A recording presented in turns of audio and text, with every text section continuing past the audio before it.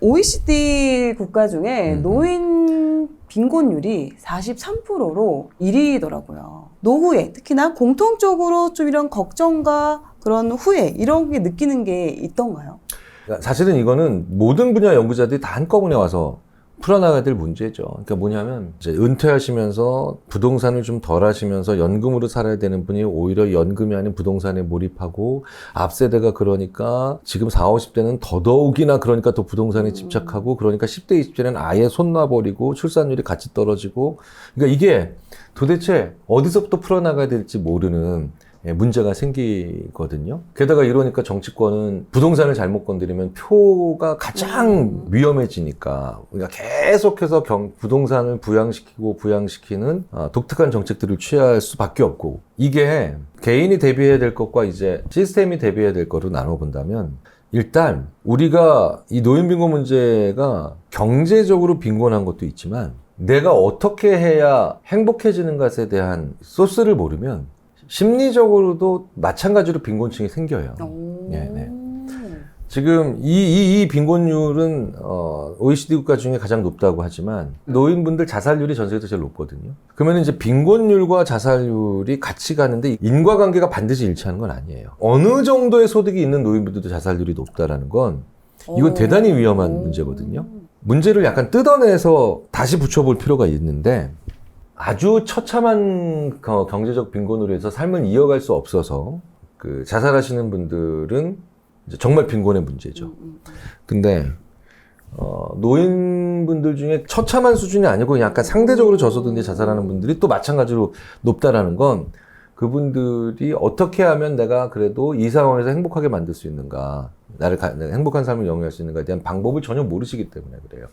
제가 늘 말씀드리지만 절망보다 무망이 더 위험하거든요. 무망? 예, 무망. 무망은 뭐냐면 희망을 만들 능력이 없는 거예요.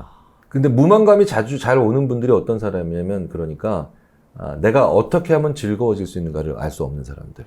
그런 분들이 더 위험해지죠.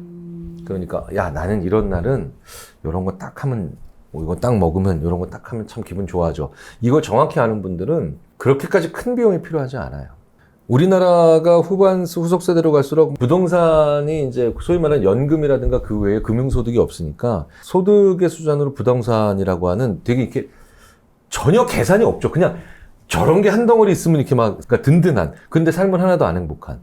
그런 상황에서 이 문제가 해결이 되려면 나는 어떻게 살아야 행복한 사람인가에 대한 자기 규정이 없는 분들만 다 돌아다니는 거예요. 그러니까 점점 나이 든 사람들이 많아지고일수록 계속해서 그냥 부동산에만 몰입을 하게 되는 거죠. 부동산이 나쁘다는 뜻이 아니라 추상적이면서도 구체적이지 않은 이유로만 부동산에 들어가 있으면 참 재밌게도 제가 건물주 중에도 그런 분들 많이 뵙는데 자기 자식만 좋은 일 시키고 돌아가시는 분들 진짜 많이 보거든요. 자기는 평생 그 덕을 하나도 못 보고 그냥. 더 웃긴 건 그 자식도 준비되지 않은 부를 물려받아서 오히려 더 나락으로 떨어지는 분들 많이 보고. 그러니까 재산 때문에 불행해지는 사람들이 되게 많은 나라가 한국인데 궁극적으로 우리가 정해야 되는 우리가 어떻게 해야 내가 행복해지는가에 대한 자기만의 리스트가 있어야 돼요. 제가 지금 뜬구름 잡는 얘기를 드리는 게 아니라 가장 현실적인 얘기를 드리고 있는 겁니다. 내가 행복해지는 방법을 모르거나 무엇이 나를 이때 제일 행복감 느끼게 하는가를 모르는 사람들이 가장 고비용을 치르게 돼 있잖아요. 근데 오늘은 오늘은 막창 2인분에 소주 한 병만 마시면 딱 좋겠다. 이걸 아는 사람은 그날 한 5만 원이면 행복해지는데 그걸 모르는 사람은 50만 원어치 등심을 먹어볼까? 100만 원어치 캐비어를 먹어볼까? 이러고 가다가 아까 그분에 비해서 20배가 더 많은 돈을 지출하고도 행복감을 못 느끼는 거죠. 그게 고소득이나 저소득에서나 다 일어나고 있다는 거예요. 물론 개인적으로는 그렇기 때문에 내 행복을 데이터베이스화 해야 돼요. 내가 언제 좋아졌고 언제 행복했고 언제 즐거웠구나 이걸 막 이제 기록을 많이 하셔야 되는데 우리나라 사람들이 좀 행복의 크기에 집착하는 경향이 있죠. 그러니까 작은 행복이 오히려 되게 빈도가 중요한데 작은 행복의 기록들을 많이 가지는 거, 습관을 가지고 그 루틴을 가지는 건요. 사실은 가장 경제적인 방법이 될 가능성이 높아요. 물론 그렇다고 해서 그런 것만 알고 있으면 돈 하나도 없어도 또 행복해지는 거냐? 이건 사실 굉장히 상대하기 짜증스러운 질문이죠. 그럼에도 불구하고 좀 생각을 같이 해보자면 우리가 생각한 것보다는 같은 돈으로 우리가 누릴 수 있는 행복의 종류가 굉장히 많다. 그리고 우리가 생각한 것보다는 큰 돈으로 행복해질 수 있는 방법은 의외로 그렇게 많지 않다. 네, 이렇게 생각을 하시면은 될 것 같아요. 그러니까 내가 나에 대해서 잘 알아야 돼요. 이거는 다시 말하지만 아주 빈곤한 분들에 대한 얘기는 아니죠. 그럼 이제 아주 빈곤한 분들에 위한 얘기를 좀 드리자면 정말 어떻게 봐도 그 빈곤은 당신 책임밖에 없습니다. 당신이 다 책임져야 되는 거 진짜 스스로 자초한 일입니다. 이게 아닌 경우 그럼 상당 부분 거는 자녀, 그렇죠? 혹은 노후 대비 미흡 이런 게 있겠죠. 그런 것들로 주로 많이 힘들어하시는 분들을 이렇게 보면 자기 학습이 없어요. 내가 내 아이한테 다 물려주고 다 내가 나를 돌봐주겠지. 혹은 내가 아이를 위해 평생 살았다.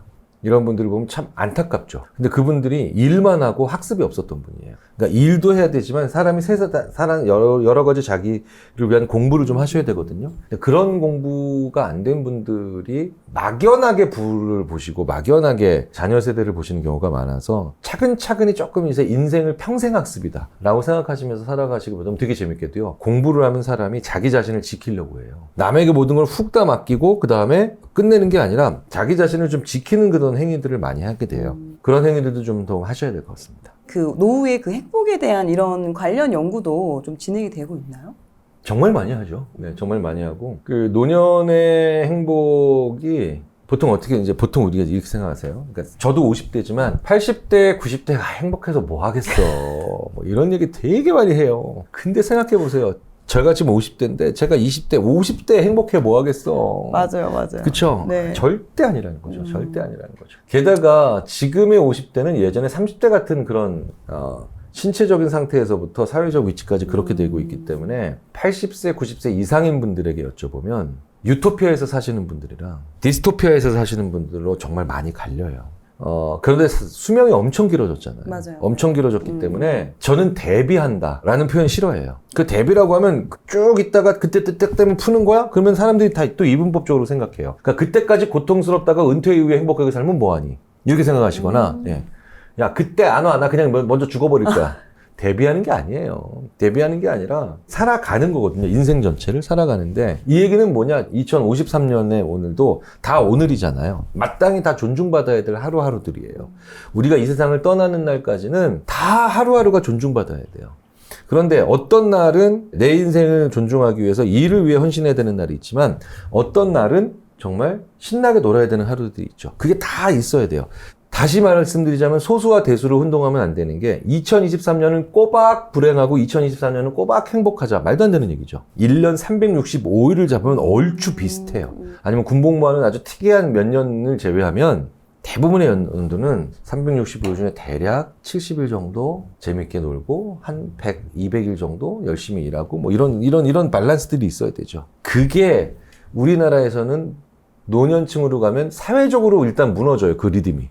나가라고 하니까. 그렇죠. 좀 고립되는 느낌이 많이 그렇죠. 들죠. 예, 그러니까 사회적으로 먼저 그게 무너지니까 또 불행해지기 쉽죠. 그런데 중요한 건 개인적으로도 그것을 그래서 밸런스를 잡아보려고 하는 노력을 안 해요. 그렇기 때문에 더 무너져요. 1년에 하루 어떠한 변화도 만들어지지 않으니까 그게 불행해지는 거죠. 되게 재밌는 건 뭐 이런 어떤 그런 시설이나 이런 데서 40대처럼 2주 동안 지내게 하니까 사람들이 하루하루를 다르게 쓰더라는 거예요. 더 웃긴 건 하루를 쭉 관통하는 루틴은 있어. 그러면 이제 여기서 중요한 건 노년의 행복을 위해서 중요한 건 오늘의 제목을 붙이자. 제목이 각기 다른 제목들이 있어야 돼요. 루틴은 그대로 가는 루틴이 있자. 그거예요. 그러니까 인생을 젊게 사자. 젊게 사자는 게 뭘까요? 그냥 뭐 요즘 유행하는 옷 입고 다니면 뭐 젊게 사는 걸까요? 아니면 뭐 요즘 젊은 사람들이 보는 노래 들으면 그런 걸까요? 아니요. 젊은 사람들 혹은 활기찬 사람들의 특징이 하루하루의 제목이 각기 다르고 하지만 관통하는 루틴은 더 잘 유지하는 그런 게 좋은 삶이거든요. 노년에도 그걸 하잖아요. 뭐 연구에 따라서는 믿을 수 없는 수준으로 신체 능력과 정신 능력이 개선되는 연구들이 있죠. 여기서 믿을 수 없다라는 수준은 의료진이 와서 체크를 하고 난 다음에 놀라는 것까지도 포함되어 있어요. 그래서 그렇게 좀 생각을 해주시면 좋을 것 같아요. 저도 그래서 그렇게 즐겁게 살기 위해서 노력하죠. 그 제가 예전에 이금희 아나운서 분께 들었는데 이금희 아나운서가 저한테 그러시더라고요. 자기가 40대 때, 40대에 어떻게 해야 되나. 막 인생을 좀 너무 많이 온 것 같고. 근데 10년 선배가 이금희 아나운서한테 그러시더라는 거예요. 지금부터 10년이 딱 좋다고. 근데 그 말이 너무 설레게 만들더래요. 근데 그 선배가 자기가 50대가 됐으니 그 선배는 60대 됐을 거예요. 그렇죠. 그래서 오랜만에 또 만났더니 또 그러더라고요. 또 그 말씀 지금부터 해주실 것 신년이 같은데요? 딱 좋다고. 그 70대 돼서 만나시면 또 그렇겠죠, 그분이. 네. 근데 그런 사람을 만나셔야 돼요. 저도 그래서 그런 선배들은 부자가 아니더라도 제 인생 선배님들 중에 약간은 인간적으로 능력치가 조금 떨어지는 분들이라도 제가 만나야 되는 가장 중요한 분들 중에 한 분으로 저는 항상 넣어놓습니다. 이제 제가 40대 때 진짜로 50대인 그분이 야 50대가 제일 재밌어 이렇게 얘기하더라고요. 근데 제가 이제 50대가 돼서 또 뵈니까 또 60대 헐 재밌다 야 짱이야 짱. 오히려 기대감을 심어줄 수 있으시네요. 그러니까 그분들은 야야야 옛날로 안 돌아가 너무 힘들어 그때 왜 안 돌아가려 그러세요? 그러면 너무 정신없어. 지금은 좋은 일이 더 많은데 그때는 너무 정신없어. 혼란감만 있고. 근데 왜 그렇게 했어요? 보세요. 루틴이 계속 유지됐던 사람들이에요. 그러니까 그 루틴이 없던 과거 시절이 더 혼란스러운 거예요. 예. 좋은 일이 더 많어 지금이 라는 건 무슨 얘기예요? 지가 뭐 좋아하는지 자기가 뭘 좋아하는지를 끊임없이 데이터베이스를 쌓았다는 거예요. 근데 그런 분들이 대부분 한량이나 이런 분들이 아니라 지금도 열심히 일도 하시는 분들이에요. 맞아요. 그래서 옛날이 좋았지라는 선배들보단 제일 중요한 건 지금이 제일 재밌어 이런 사람들을 많이 만나셔야 돼요.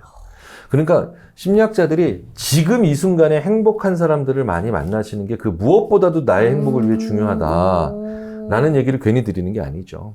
제가 봤을 땐 가장 중요한 결론인 것 같아요. 저도 돌이켜보니까 제가 이제 40대일 때는 주변 친구들하고 이야기할 때는 야, 우리 벌써 40이나 됐어. 어떡해. 막 이런 이야기가 많았는데 또 한편으로는 그럼에도 50대가 되셨고 그리고 또 되게 그 분야에서 열정적으로 또 일을 하시는 선배님들을 만났을 때는 야, 40대가 딱 좋았어. 진짜 그때부터 열심히 해도 늦지 않아. 막 이런 이야기를 해주시니까 저도 확실히 더 에너지가 솟는 거를 저도 이제 느꼈었거든요. 근데 그런 이야기를 좀 해주셔가지고 그때 공감이 되는 것 같아요.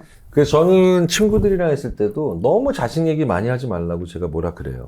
자제 이야기. 그러니까 지 미래가 없으니까 자식 얘기만 하는 거예요. 동료 교수들 중에 또 입만 열면 아파트 얘기만 하는 친구도 있어요. 그 자식 얘기, 아파트 얘기만 할 게 없다라는 게 그게 한 번쯤은 내가 너무 그런 얘기들을 많이 하고 있다는 건 내 미래가 없다라고 생각을 하는 것과 비슷하거든요. 근데 생각해 보세요. 근데 그렇게 자식 좋아하시면서 자식이 제일 힘들어하는 건 미래를 괴로워하는 부모를 제일 힘들어하거든요. 자식이 어떤 부모님을 제일 힘들어하겠어요? 불행한 부모님을 제일 힘들어하겠죠. 내 자식을 위해서라도 나는 행복하게 살아야 되는데 내 자식의 행복을 위해서 나는 불행해질 거야라고 생각을 하시면 이게 지금 막 여기저기서 뚫린 난맥상이나 총체적 난국이 벌어지게 돼 있는 겁니다. 그래서 심리학자들이 행복을 절대로 목표로 삼지 말아라. 행복은 계속 도구고 쓰고 연료다. 그럼 또 이렇게 질문을 하세요. 그러니까 이럴 때마다 이제 약간 안타깝죠. 그러니까 소확행이 좋다는 얘기 아니니 그 소확행이 좋다는 얘기 아니니라는 그 질문엔 또 이런 뜻이 있어요. 미래를 포기하고 지금 행복하자는 얘기 아니니 그게 아니라 미래에 더 좋은 일이나 활기찬 일을 하기 위해서 지금 해줘야 되고 내가 어떤 행복감을 느꼈을 때 어떤 일을 다음에 더 잘하는가를 알아가는 과정이다. 그렇게 생각을 하셔야 된다. 라고 제가 이제 정정을 해드리죠.